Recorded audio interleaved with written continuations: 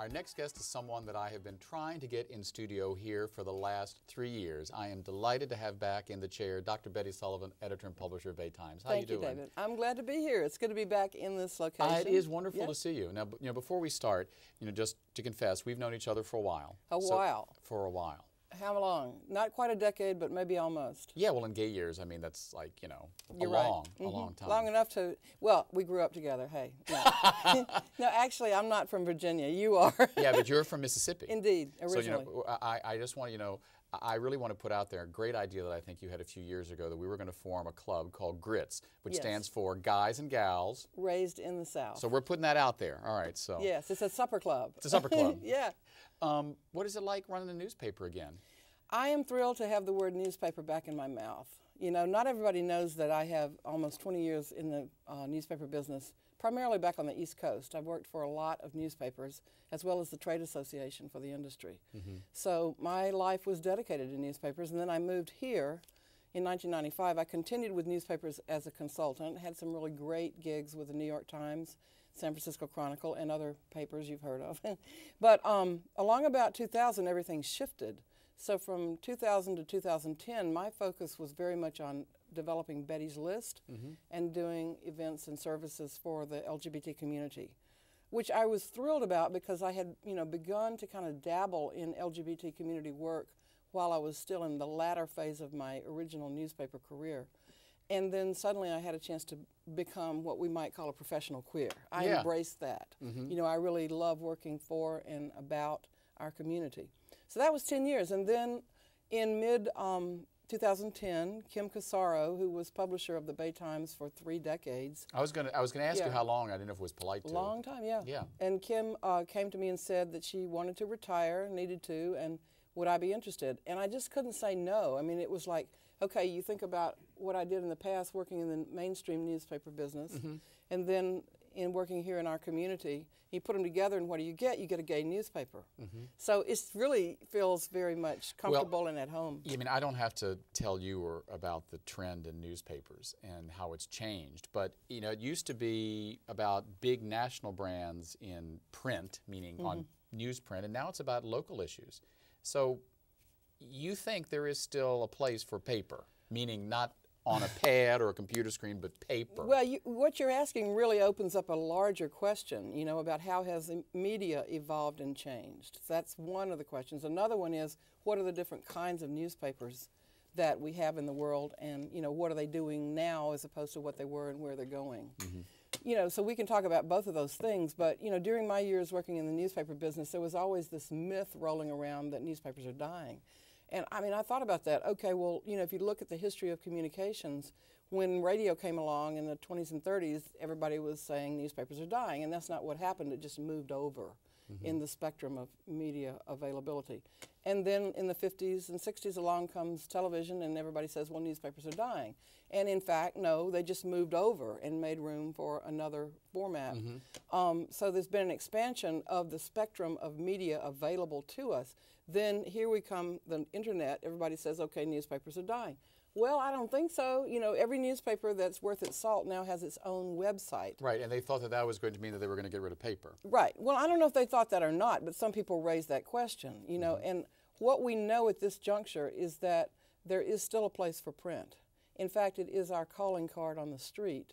So nothing that we do on the web or in radio, podcast, or in video is really taking the place of print. Right. But I mean, let's be honest. It's harder selling ads in a print newspaper than it was 10 years ago, or even 5 years ago. Okay, it might be. I wasn't selling ads in the newspaper 5 or 10 years ago, so I can't answer that. But I am now seeing that there's still tremendous interest in having ads, announcements, publicity, features, whatever you want to say, in the print product. There's great enthusiasm for the print product. Right. In fact, most of the phone calls I get are about placing an ad in the print product. They're not asking me, can we be on your website? I'm thrilled when they do, and I try to remember to ask them.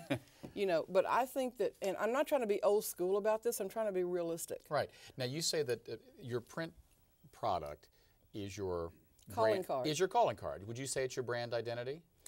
Well, not necessarily. I think the name is the brand identity. And I don't know if you are aware of this. You probably are, knowing you, David, but we recently have launched our new radio show, which is a web radio podcast, Bay Times Live, which originates in the Castro at Cafe Flore. And it will be continuing on a once-a-month basis. And my partner, Jennifer Villegas, is the executive producer of Bay Times Live, and she's also getting involved since she's a veteran journalist in content for the print product as well. That's going to evolve. But anyway, we will now have the capability of doing our radio work from any place we want to. It's not just limited.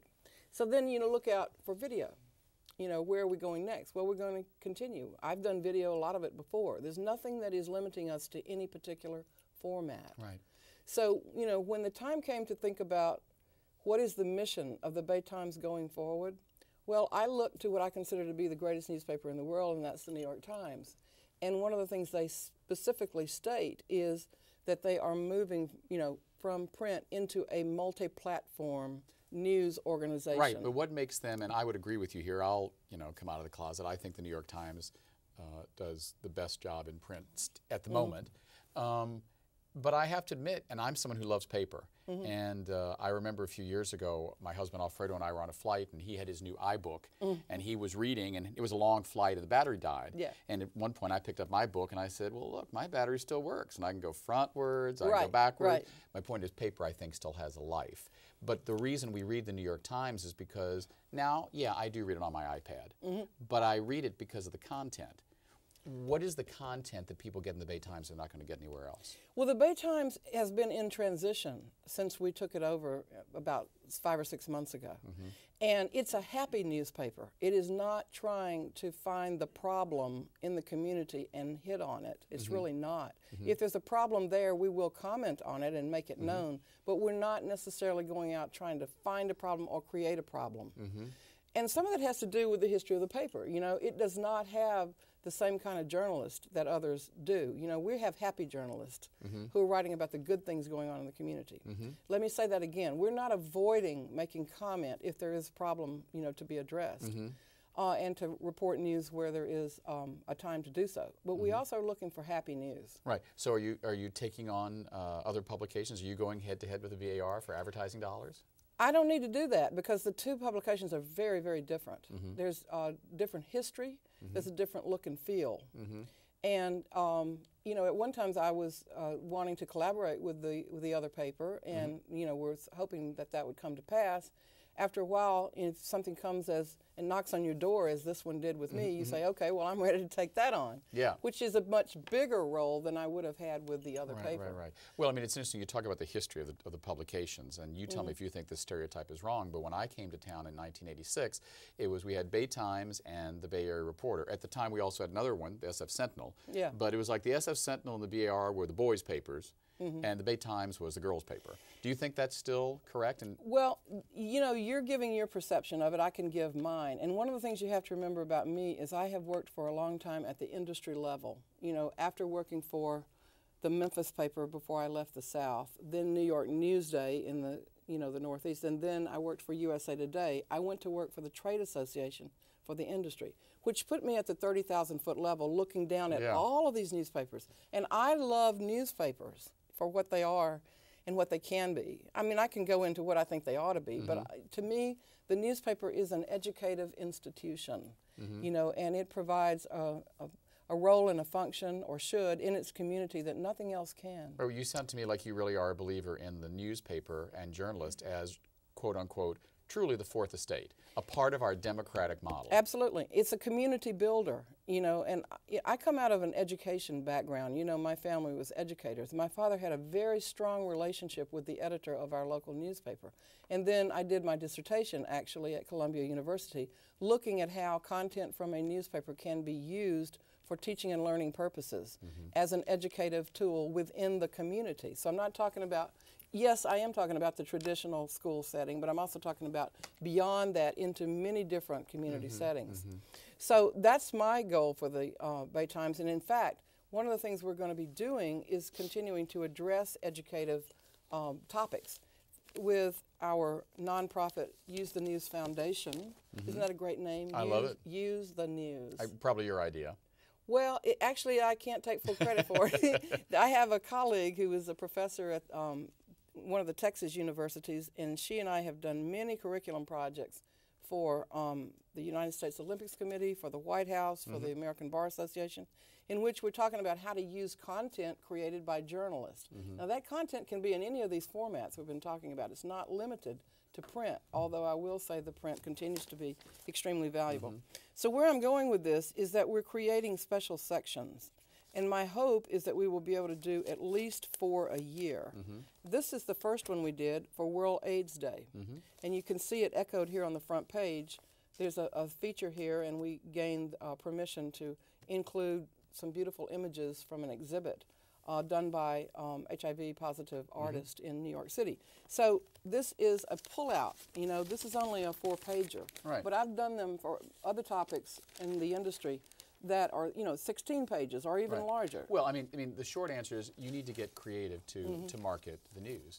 Well, this is, you know, cause-related marketing in a way, and we can partner with any group or organization or industry that wants to. We can address environmental issues. You know, we can address health issues, and we'll continue to do that. So there's many different topics that we want to get at, if you will, with these special sections, and they need to be able to stand alone. It is a pullout, you know, but yet it rides within the paper. So, to sum it up, you're sanguine about the future of print. You know, I don't think print is going away in my lifetime. Maybe not my daughter's, and maybe not my granddaughter. My granddaughter just turned 1. Yeah. Yeah, and then I also know that in having been a sometimes Star Trek fan, that there was a print newspaper on the Enterprise. So what does that tell you?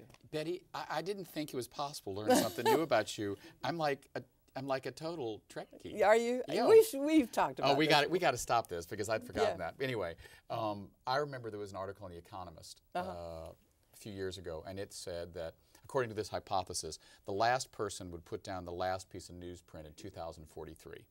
So I don't, you know, that for whatever The Economist's research is, that may be true. Well, you know, it doesn't matter to me whether people read it online or they read it in print. I just want them to read it. And one of the first things I asked for when we became the owners of it was to have a PDF placed on our website, so you can now download the entire content. So it's user-friendly.